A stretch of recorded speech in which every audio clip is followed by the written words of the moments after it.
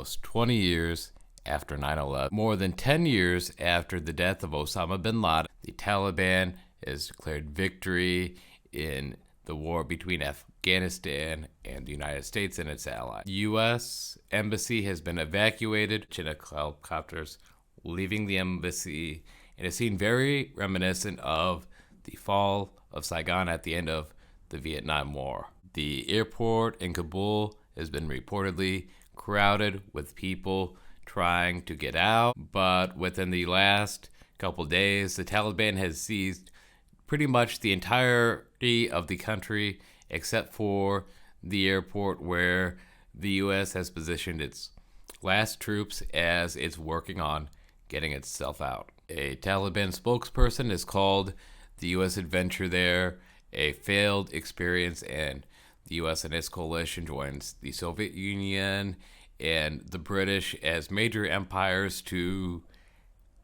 spend substantial portions of their treasure trying to bring the country under their control. The Taliban has further promised to deal with the international community through dialogue. It is not that long ago that the Taliban promised they would continue the war for another century if they have to.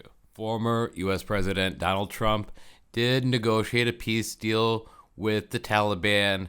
Then, as he was removed from office, the new, even older U.S. president decided to break that deal as he worked on his own exit from the country.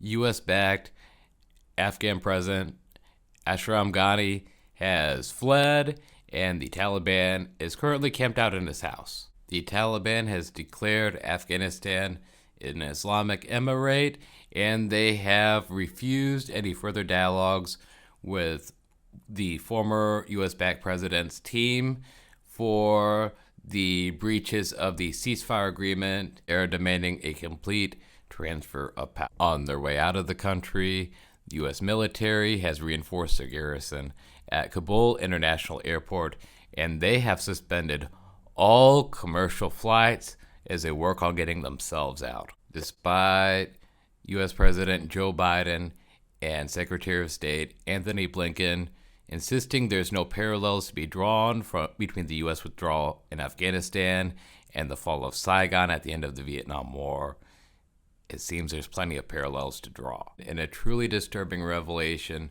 showing the depths of U.S. mismanagement in Afghanistan, a social media post from the White House has potentially given away faces and locations of U.S. intelligence agents in the country. Please like and subscribe for more, hopefully happier news in the future.